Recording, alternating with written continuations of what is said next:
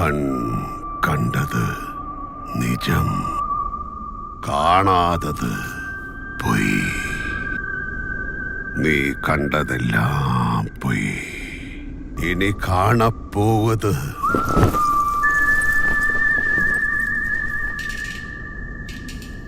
നിജം.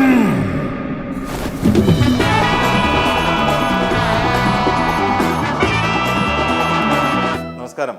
നമ്മൾ മലയാളികളെ സംബന്ധിച്ചിടത്തോളം മമ്മൂട്ടി, മോഹൻലാൽ, സുരേഷ് ഗോപി, ജയറാം എന്നിങ്ങനെ വരുന്ന നടന്മാർക്ക് വലിയൊരു പ്രാധാന്യം നമ്മൾ കൊടുത്തിട്ടുണ്ട്. അവരെ നമ്മൾ ഇഷ്ടപ്പെട്ടതും അവരെ സ്നേഹിച്ചതും അവരെ നമ്മളെ ഹൃദയത്തിൽ കൊണ്ടു നടക്കുന്നതൊന്നും ഒരിക്കലും ഒരു രാഷ്ട്രീയ കക്ഷിയുടെ പിൻബലത്തിലോ അതുമല്ലെങ്കിൽ അവർ വിശ്വസിക്കുന്ന അല്ലെങ്കിൽ അവർ നിലനിൽക്കുന്ന മതത്തിൻ്റെ പേരിലോ ഒന്നുമല്ല നമ്മുടെ നടന്മാരെയൊക്കെ നമ്മൾ നെഞ്ചോട് ചേർത്തുകൊണ്ട് നടന്നത്. നമുക്കിപ്പോൾ ഒരു ഭാഗ്യം കൊണ്ട് നിരവധി നടന്മാരെ കൊണ്ടും അതുല്യരായ കലാപ്രതിഭകളെ കൊണ്ടുമൊക്കെ സമ്പന്നമാണ് നമ്മുടെ കേരളം എന്ന ഈ മണ്ണ്. ഇത് പറയാൻ ഉള്ള കാരണം, കഴിഞ്ഞ ദിവസം ഇന്നലെ അവിടെ പ്രതിഷ്ഠ നടന്നു. രാമജന്മഭൂമിയിൽ രാംലല്ല പ്രതിഷ്ഠ, ഇന്നലെ പ്രാൺ പ്രതിഷ്ഠ എന്ന പേരിലാണ് ഇന്നലെ BJPയുടെ ആഭിമുഖ്യത്തിൽ നമ്മുടെ പ്രധാനമന്ത്രി നരേന്ദ്രമോദി രാജ്യത്തിന് രാമക്ഷേത്രം സമർപ്പിച്ചത്. അതിന് മുന്നോടിയായി അദ്ദേഹം നിരവധി ചലച്ചിത്ര രംഗത്തും സാംസ്കാരിക രംഗത്തും രാഷ്ട്രീയ രംഗത്തും ഉദ്യോഗസ്ഥ രംഗത്തുമുള്ള നിരവധി പേരെ അദ്ദേഹം ആ ചടങ്ങിലേക്ക് ക്ഷണിക്കുകയുണ്ടായി. ഒരുപക്ഷെ നമ്മുടെ രാജ്യത്തിൻ്റെ അഭിമാനമായി തന്നെ കഴിഞ്ഞ ദിവസം നടന്ന പ്രാൺ പ്രതിഷ്ഠാ ചടങ്ങിനെ നമുക്ക് കാണാൻ കഴിയും. ലോക രാജ്യങ്ങൾ പോലും നമ്മളുടെ ഇന്ത്യയിലേക്ക് ശ്രദ്ധ കേന്ദ്രീകരിച്ച സമയമായിരുന്നു അത് എന്ന് നമുക്ക് പറയാം. അങ്ങനെ പ്രതിഷ്ഠ കഴിഞ്ഞു. പല ആൾക്കാരും, നമ്മുടെ സാംസ്കാരിക രംഗത്തുള്ളവരും കലാകാരന്മാരും ഒക്കെ തന്നെ അവരുടെ ഫേസ്ബുക്ക് പേജുകളിലും ട്വിറ്ററുകളിലും അതിന് അനുകൂലിച്ചുകൊണ്ടും പ്രതികൂലിച്ചുകൊണ്ടും ഒക്കെ നിരവധി കമൻറ്റുകൾ രേഖപ്പെടുത്തുന്നത് നമ്മൾ കണ്ടതാണ്. ഇതിൽ ഇത്രയും പറയാനുള്ള പ്രധാന കാരണങ്ങളിലൊന്ന്, മോഹൻലാൽ എന്ന നടൻ ഇപ്പോൾ പരക്കെ അറിയപ്പെട്ടുകൊണ്ടിരുന്നത് അദ്ദേഹം ഒരു BJP അനുഭാവിയാണ് എന്നുള്ള നിലയിലാണ്. അദ്ദേഹത്തെ CPM പ്രവർത്തകരും കോൺഗ്രസ് പ്രവർത്തകരും ആയിട്ടുള്ള ആൾക്കാരെല്ലാം തന്നെ അദ്ദേഹത്തെ ഈ ഒരു ഗണത്തിലാണ് ഉൾപ്പെടുത്തി പോരുന്നത്. അതേസമയം കഴിഞ്ഞ ദിവസം എന്തുകൊണ്ടോ അദ്ദേഹത്തിന് അവിടെ പോകാൻ കഴിഞ്ഞില്ല. തന്നെയുമല്ല, അദ്ദേഹത്തിൻ്റെ മലൈക്കോട്ടെ വാലിബൻ എന്ന ചിത്രത്തിൻ്റെ പ്രൊമോഷനും കാര്യങ്ങളും ആയിട്ട് അദ്ദേഹം തിരക്കിലായിരുന്നു എന്നുള്ളതാണ് വാസ്തവം. ഇത് ഇത്രയുമായി അദ്ദേഹം പ്രധാനമന്ത്രിയുടെ കയ്യിൽ നിന്ന് അക്ഷതം ഉൾപ്പെടെ സുരേഷ് ഗോപിയുടെ മകളുടെ വിവാഹ ചടങ്ങിനിടയിൽ അത് നേരിട്ട് മോഹൻലാൽ വാങ്ങുകയും അദ്ദേഹം ക്ഷണിച്ചു എന്നൊക്കെയാണ് വാർത്തകൾ വരുന്നത്. പ്രധാനമന്ത്രി ക്ഷണിച്ചവരുടെ കൂട്ടത്തിൽ തമിഴ്നാട്ടിൽ നിന്നുള്ള രജനീകാന്ത്, തെലുങ്കിൽ നിന്നുള്ള നാഗാർജുൻ, അതോടൊപ്പം ബോളിവുഡിൽ നിന്ന് അമിതാഭ് ബച്ചൻ, മാധുരി ദീക്ഷിത്, അങ്ങനെ വിവേക് ഒബ്രോയ്, അങ്ങനെ നിരവധി താരങ്ങൾ അവിടെ അണിനിരക്കുന്നത് നമ്മളെല്ലാവരും കണ്ടതാണ്. അവരെല്ലാവരും അതിനെ അനുകൂലിക്കുകയും ചെയ്തിട്ടുണ്ട്. അവിടെ ക്ഷണമില്ലാത്ത, ഇതിനോട് അനുഭാവമുള്ള നമ്മളുടെ ഉണ്ണി മുകുന്ദൻ അടക്കമുള്ള നടന്മാർ അവരവരുടെ ഫേസ്ബുക്ക് പേജുകളിലും അതോടൊപ്പം അവരുടെ ഇപ്പോൾ ഷൂട്ടിങ്ങിലാണെങ്കിൽ അവരുടെ ലൊക്കേഷനുകളിൽ പറഞ്ഞ പോലെ 5 തിരിയിട്ട നിലവിളക്ക് തെളിയിച്ചുകൊണ്ടുമൊക്കെ ആ പ്രതിഷ്ഠാ ദിനത്തിനോട് ആനുകൂല്യം അറിയിക്കുകയും തങ്ങളുടെ ഭക്തിയും ഒക്കെ ശ്രീരാമനിൽ അർപ്പിക്കുകയും ചെയ്തതായി നമ്മൾ കാണുകയും ചെയ്തു.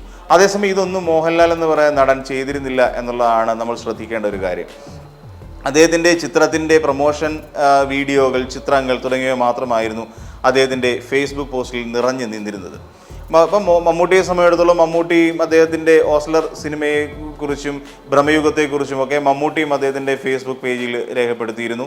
സുരേഷ് ഗോപി അതേസമയം എൻ്റെ സീതാരാമന് എല്ലാവിധ ആരാധനയും സ്നേഹവും എന്നൊക്കെ പറഞ്ഞിട്ട് സുരേഷ് ഗോപിയും അദ്ദേഹത്തിന് പിന്നെ ഇപ്പോൾ നിലവിലൊരു രാഷ്ട്രീയമുണ്ട് എന്ന് നമുക്ക് മനസ്സിലാക്കാം. അദ്ദേഹം BJPക്ക് വേണ്ടി തൃശ്ശൂരിൽ നിന്ന് മത്സരിക്കാൻ തയ്യാറെടുക്കുന്ന ഒരു നേതാവ് കൂടിയായതുകൊണ്ട് അദ്ദേഹത്തിൻ്റെ രാഷ്ട്രീയം അതിൽ നിന്ന് വ്യക്തമാണ്. ഉണ്ണി മുകുന്ദൻ ചെയ്ത പ്രവൃത്തികളിൽ നിന്നും ഉണ്ണി മുകുന്ദൻ ഇതുവരെയായി ചെയ്തുകൊണ്ടിരുന്നതും അദ്ദേഹത്തിൻ്റെ വാക്കുകളിൽ നിന്ന് നമുക്ക് മനസ്സിലാക്കാൻ കഴിയുന്നത് അദ്ദേഹത്തിന് BJPയോടൊരു ആഭിമുഖ്യമുണ്ടെന്നും മിക്കവാറും പത്തനംതിട്ടയിൽ നിന്ന് തന്നെ അദ്ദേഹത്തെ മത്സരിപ്പിക്കാൻ സാധ്യതയുണ്ട് എന്നൊക്കെയുള്ള വാർത്തകളും പുറത്തു വരുന്ന സാഹചര്യത്തിൽ എന്തായിരുന്നാലും ഉണ്ണി മുകുന്ദനും BJPയോട് ചായ്വുള്ളതായി നമുക്ക് കാണാൻ കഴിയും. മമ്മൂട്ടി പിന്നെ അദ്ദേഹം ഒരു CPM നേരിട്ട് നടത്തുന്ന ഒരു ചാനലിൻ്റെ ചെയർമാൻ സ്ഥാനത്തിരിക്കുന്നു. അതോടൊപ്പം തന്നെ പല സാഹചര്യങ്ങളിലും മമ്മൂട്ടി എന്ന് പറയുന്ന നടൻ അദ്ദേഹത്തിൻ്റെ രാഷ്ട്രീയ നിലപാട് പച്ചയ്ക്ക് വിളിച്ചു പറയുന്ന രീതിയിലേക്ക് പോയിരുന്നു. അതുപോലെ ഫഹദ് ഫാസിലാണെങ്കിലും ദുൽഖർ സൽമാൻ, അങ്ങനെ തുടങ്ങിയ യുവനിരയിലുള്ളവരെല്ലാവരും തന്നെ തങ്ങളുടേതായ നിലപാട്, പൃഥ്വിരാജ് സുകുമാരൻ, ഇവരെല്ലാവരും അവരവരുടെ നിലപാടുകൾ വ്യക്തമായി കേരളീയരെ അറിയിച്ചിട്ടുള്ളതാണ്. പക്ഷേ മോഹൻലാൽ മാത്രം പലപ്പോഴും ആ ഒരു നിലയിലേക്ക് എത്തിപ്പെട്ടിരുന്നില്ല. മോഹൻലാലിനെ പലപ്പോഴും ഒരു സംഘപരിവാർ പക്ഷം ആരോപിക്കപ്പെട്ടിരുന്നു എന്ന് തന്നെ വേണമെങ്കിൽ പറയാം. ഈ സാഹചര്യത്തിലാണ് മോഹൻലാലിനെ നേരിട്ട് കണ്ട സമയത്ത് അക്ഷതം കൈമാറുകയും അതോടൊപ്പം ഒരു ക്ഷണം അറിയിക്കുകയും ചെയ്തത്. ഒരുപക്ഷെ മോഹൻലാൽ, മമ്മൂട്ടി തുടങ്ങിയ നടന്മാർ കേരളത്തിൻ്റെ തന്നെ അഭിമാന സ്തംഭങ്ങളാണ്. കേരളത്തെ പ്രതിനിധീകരിക്കുന്ന, പ്രതിനിധാനം ചെയ്യുന്ന രണ്ട് കലാകാരന്മാർ കൂടിയാണല്ലോ മമ്മൂട്ടിയും മോഹൻലാലും എന്ന് പറയുന്നത്. പക്ഷേ മോഹൻലാൽ പോയില്ല, അവിടെ അതിന് ചടങ്ങിന് പങ്കെടുക്കാതിരുന്നു എന്നത് മാത്രമല്ല, ഫേസ്ബുക്കിൽ ഒരു വരി പോലും അതിനെക്കുറിച്ച് അദ്ദേഹം എഴുതിയില്ല എന്നുള്ളതും വളരെയധികം ശ്രദ്ധിക്കപ്പെടേണ്ട ഒരു കാര്യമാണ്. അങ്ങനെ ശ്രദ്ധിക്കേണ്ടവരൊക്കെ തന്നെ ശ്രദ്ധിച്ചു. ഇപ്പോഴത്തെ ഒരു പൊതു സമീപനമാണ് തങ്ങൾക്കെതിരായി സംസാരിക്കുന്നത് ആരെയും സൈബർ ബുള്ളിയിങ് അല്ലെങ്കിൽ സൈബർ ആക്രമണങ്ങൾ നടത്തുക എന്നുള്ളതാണ് ഇപ്പോഴത്തെ ഒരു പൊതുരീതി. അതിൽ ഇപ്പോൾ ഇടതുപക്ഷമാണെങ്കിലും BJP ആണെങ്കിലും കോൺഗ്രസ് ആണെങ്കിലും ഈ മൂന്ന് പാർട്ടികളും ഇപ്പോൾ പൊതുവിൽ അവർ ഒരു ഗ്രൂപ്പ് ഉണ്ടാക്കിയിട്ടുണ്ട്, ഒരു സൈബർ വിങ് ഉണ്ട്. ഈ സൈബർ വിങ്ങിൽ നിന്ന് അവർക്കെതിരായി പടച്ചുവിടുക എന്നുള്ളതാണ് ഇപ്പോൾ പൊതുവിൽ നടക്കുന്ന ഒരു ആചാരം, ഒരു പ്രതിഷേധം അല്ലെങ്കിൽ ആക്രമണം. ഇപ്പോൾ നമുക്കറിയാം പ്രസീത ചാലക്കുടി എന്ന നാടൻപാട്ട് കലാകാരിക്കെതിരെ നടക്കുന്ന സൈബർ ആക്രമണം നമ്മൾ കണ്ടുകൊണ്ടിരിക്കുന്നതാണ്. അവർ പറഞ്ഞതും പറയാത്തതുമായ കാര്യങ്ങൾ അവരുടെ ഫോട്ടോ വെച്ച് അവർക്ക് ഈ പ്രസീത ചാലക്കുടിയുടെ ചിത്രമൊക്കെ വെച്ചിട്ട് അവർ പുറത്തിറക്കിക്കൊണ്ട് വ്യാപകമായി പ്രചരിപ്പിക്കുന്ന ഒരു രീതി. തുടർന്ന് ഇതിനെ വിമർശിച്ചുകൊണ്ട് അവരുടെ ഇത് ബഹിഷ്കരിക്കണം, അവരെ ഉപേക്ഷിക്കണം, നമ്മൾ അവരുടെ പാട്ടുകൾ കേൾക്കാൻ പാടില്ല എന്നൊക്കെ നടക്കുന്ന ഒരു വലിയ പ്രചരണവും ഇതിൻ്റെ പിന്നിലെ നടന്നു വരുന്നുണ്ട്. ഇതെല്ലാം നമ്മൾ കാണുന്നുണ്ട്. പലപ്പോഴായി പ്രസീത ചാലക്കുടി ഫേസ്ബുക്കിൽ ലൈവായി വന്ന് ഈ കാര്യങ്ങളെല്ലാം എല്ലാവരോടും തുറന്നു പറയുകയും ചെയ്തിട്ടുള്ളതാണ്. ഈ സാഹചര്യത്തിലാണ് ഇപ്പോൾ മോഹൻലാൽ എന്ന നടനെതിരായി ഒരു വലിയ സൈബർ അറ്റാക്ക് അല്ലെങ്കിൽ സൈബർ ആക്രമണം നടന്നുകൊണ്ടിരിക്കുന്നത്. മോഹൻലാലിൻ്റെ ഇനി ഈ അടുത്ത വരും ദിവസങ്ങളിൽ ഇറങ്ങാൻ പോകുന്ന മലൈക്കോട്ടെ വാലിബൻ എന്ന ചിത്രം ബഹിഷ്കരിക്കണം എന്നുള്ളത് തന്നെയാണ് ഇപ്പോൾ BJP-കാരുടെ എടുത്തിരിക്കുന്ന നിലപാട്. ഇത്രയും വലിയൊരു സംഭവം അവിടെ നടന്നിട്ട് പോലും മോഹൻലാൽ അവിടെ എത്തിയില്ല എന്നുള്ളതാണ് ഏറ്റവും വലിയ വിഷയമായി അവർ ചൂണ്ടിക്കാട്ടുന്നത്. അതോടൊപ്പം അതുകൊണ്ട് തന്നെ മോഹൻലാലിൻ്റെ ചിത്രങ്ങളെല്ലാം ഇനി ബോയ്ക്കോട്ട് ചെയ്യണം, ഉപേക്ഷിക്കണം, ഇനി മേലാൽ മോഹൻലാൽ ചിത്രങ്ങൾ കാണില്ല എന്നൊക്കെ പറഞ്ഞുകൊണ്ട് അദ്ദേഹം മാപ്പ് പറയണം.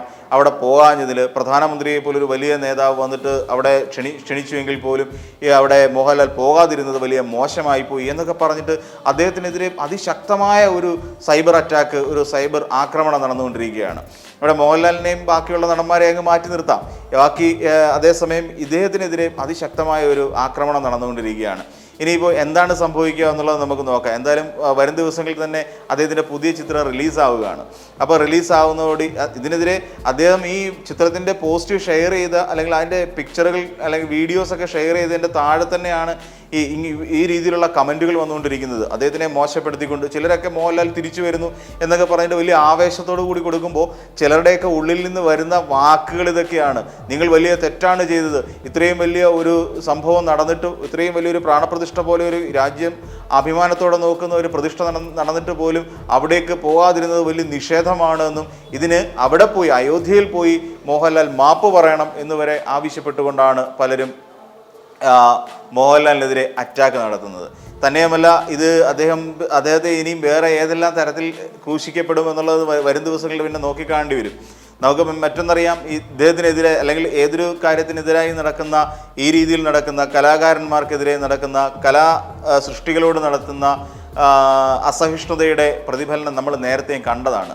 തമിഴ്നാട്ടിൽ നിന്ന് മെർസൽ എന്ന് പറയുന്ന ഒരു സിനിമയിൽ ഒരു GSTയെ വിമർശിച്ചുകൊണ്ട് ഒരു ചെറിയ ഒരു ഭാഗം വന്നപ്പോൾ തന്നെ ഇവിടെയൊക്കെ ഈ ഇന്ത്യ മുഴുവൻ ആ സിനിമ നിരോധിക്കണമെന്നും ആ സിനിമയെ കാണരുത് എന്നും പറഞ്ഞ് വ്യാപകമായ ഒരു പ്രതിഷേധം ഇവിടെ നടക്കുകയുണ്ടായി. ഇത് സൈബർ അറ്റാക്ക് തന്നെ ആയിരുന്നു. ആ രീതിയിൽ തന്നെ ഒരു പ്രതിഷേധം നടക്കുകയുണ്ടായി. പക്ഷേ ആ ചിത്രങ്ങളെല്ലാം നമുക്കറിയാം മെർസൽ എത്രത്തോളം ജനങ്ങൾക്കിടയിലേക്ക് എത്തുകയും അത് എത്രത്തോളം സാമ്പത്തികമായി വിജയമായി തീർന്നു എന്നുള്ള വിവരങ്ങളൊക്കെ അറിയാം. പക്ഷേ എന്തായിരുന്നാലും ഈ രീതിയിലൊരു അറ്റാക്ക് നടക്കുകയാണെങ്കിൽ മോഹൻലാലിന് ഏറെ സന്തോഷിക്കാൻ പറ്റിയ ഒരു സാഹചര്യം തന്നെയാണുള്ളത്. കാരണം ഈ രീതിയിൽ അറ്റാക്ക് നടന്നിട്ടുള്ള ചിത്രങ്ങളെല്ലാം തന്നെ വലിയ സാമ്പത്തിക വിജയം നേടിയിട്ടുണ്ട്. ഈ രീതിയിൽ അറ്റാക്ക് ചെയ്യപ്പെട്ടിട്ടുള്ള പുസ്തകങ്ങളൊക്കെ തന്നെ ആ രീതിയിൽ നമ്മൾ ചിന്തിക്കുമ്പോൾ ആ പുസ്തകങ്ങളൊക്കെ 3-4 പതിപ്പുകൾ പുറത്തിറക്കി കഴിയുകയും ചെയ്തിട്ടുണ്ട്. ചിത്രങ്ങൾക്കും അതുപോലെയുള്ള ഇമ്പോർട്ടൻസ് അല്ലെങ്കിൽ പ്രാധാന്യം ജനങ്ങൾക്കിടയിൽ ലഭിക്കുന്നുമുണ്ട്. അപ്പോൾ എന്ത് തന്നെ ആയിരുന്നാലും ഇതൊരു ശരിയായ നടപടിയല്ല. ഈ രീതിയിൽ നടക്കുന്ന സൈബർ അറ്റാക്കുകൾ ആർക്കും അത്ര ഗുണകരമായി ഭവിക്കില്ല എന്നുള്ളതാണ് വാസ്തവം. കാര്യം സ്ത്രീകളെ പോലും നമുക്കറിയാം നിരവധി സ്ത്രീകൾക്കെതിരായി നടക്കുന്ന സൈബർ അറ്റാക്കുകൾ. ഇപ്പം നടൻ മോഹൻലാലിനെ ഇത്രകാലം വാഴ്ത്തിപ്പാടിക്കൊണ്ടിരുന്നവർ പെട്ടെന്ന് ഒരു ദിവസം കഴിഞ്ഞപ്പോൾ മോഹൻലാലിനെ എടുത്ത് ടപ്പി എന്നും പറഞ്ഞ് താഴേക്കിടുകയാണ്. താഴെ ഇട്ടിട്ട് അദ്ദേഹത്തെ ചവിട്ടി അരയ്ക്കാൻ ശ്രമിച്ചുകൊണ്ടിരിക്കുകയാണ്. എന്ത് തന്നെയായിരുന്നാലും നിങ്ങൾ എത്രത്തോളം സൈബർ അറ്റാക്കുകൾ നടത്തിയിരുന്നാലും ശരി, നമ്മളുടെ നാട്ടിൽ മലയാളിയെ സംബന്ധിച്ചിടത്തോളം മോഹൻലാൽ എന്ന് പറയുന്ന നടൻ, അദ്ദേഹത്തിനെ നമ്മൾ കണ്ടു വളർന്നവരാണ് ഈ ജനറേഷനിലുള്ളവർ, ഈ തലമുറയിൽപ്പെട്ടവർ. അദ്ദേഹത്തിൻ്റെ ചെറിയ ചലനങ്ങൾ പോലും, അദ്ദേഹത്തിൻ്റെ കണ്ണിളക്കങ്ങൾ പോലും തിരിച്ചറിഞ്ഞവരാണ് ഓരോ മലയാളിയും. അതുകൊണ്ട് എത്രയേറെ ചവിട്ടിത്താഴ്ത്താൻ ശ്രമിച്ചാലും മോഹൻലാൽ എന്ന് പറയുന്ന നടൻ അതിശക്തനായി തന്നെ തിരിച്ച് നമ്മുടെ മലയാള സിനിമയെ അടക്കി ഭരിക്കുമെന്നുള്ള കാര്യത്തിൽ യാതൊരു സംശയവുമില്ല. അത് കാലം തന്നെ തെളിയിച്ച കാര്യമാണ്. പ്രിയദർശനാണ് ഈ ശരിക്കും കിളിച്ചുണ്ടമാമ്പഴം എന്ന് പറയുന്ന ചിത്രമുണ്ട്, വളരെ കാലത്തിന് മുമ്പ് പുറത്തിറങ്ങിയ സിനിമയാണ്. ആ സിനിമ റിലീസ് ചെയ്യുന്നതിനോ അല്ലെങ്കിൽ ആ സിനിമ നിർമ്മിക്കുന്നതിന് മുൻപായിട്ട് പോയി കണ്ട് ഈ ജ്യോത്സ്യന്മാരെ കാണുന്നൊരു പതിവുണ്ടായിരുന്നു. അങ്ങനെ ജ്യോത്സ്യന്മാരെ പോയി കണ്ട സമയത്ത് അത് പറഞ്ഞു, ഈ മോഹൻലാൽ എന്ന് പറയുന്ന നടൻ്റെ കരിയർ അവിടെ അവസാനിച്ചു കഴിഞ്ഞു. ഇനിയും ഒരിക്കൽ മോഹൻലാൽ എന്ന് പറയുന്ന നടനെ വെച്ചിട്ട് നല്ലൊരു സിനിമ പുറത്തിറക്കാനോ സിനിമ വിജയിപ്പിച്ചെടുക്കാനോ സാധ്യമല്ല എന്ന് ജ്യോത്സ്യന്മാർ പ്രിയദർശനോട് പറഞ്ഞിരുന്നു. പക്ഷേ മോഹൻലാൽ അത്യാവശ്യം നല്ല രീതിയിൽ സാമ്പത്തികമായി പ്രിയദർശനെ സഹായിച്ച് ഇട്ടാണ് ആ സിനിമ പിന്നീട് പുറത്തേക്ക് ഇറങ്ങുന്നത്, കിളിച്ചുണ്ടൻ മാമ്പഴം എന്ന് പറയുന്ന ചിത്രം. പക്ഷേ സാമ്പത്തികമായി അതത്ര വിജയം നേടാതെ പോയൊരു സിനിമയാണ്. പക്ഷേ മോഹൻലാൽ എന്ന് പറയുന്ന നടൻ പിന്നെയും കുതിച്ചുയരുകയായിരുന്നു. നമുക്കറിയാം ബാലേട്ടൻ എന്ന് പറയുന്ന സിനിമ പുറത്തേക്ക് ഇറങ്ങി ഭയങ്കരമായ സക്സസിലേക്ക് എത്തി. അതിനുശേഷം 100 കോടി ക്ലബ്ബിൽ ആദ്യമായി എത്തുന്ന ഇത് മോഹൻലാലിൻ്റെ സിനിമയാണ്. അപ്പോൾ അങ്ങനെ നോക്കുമ്പോൾ മോഹൻലാൽ എന്ന് പറയുന്ന നടൻ തിരിച്ചു വന്ന വരവ് നമ്മൾ മലയാളിയെ സംബന്ധിച്ചിടത്തോളം അഭിമാനകരമായ ഒരു വരവ് തന്നെയാണ് വന്നത്. എല്ലാ കരിയറും അവസാനിച്ചു എന്ന് പറയുന്നിടത്ത് നിന്ന് ഉയർത്തെഴുന്നേറ്റ് തന്നെയാണ് നമ്മുടെ മോഹൻലാലിന് ശീലം.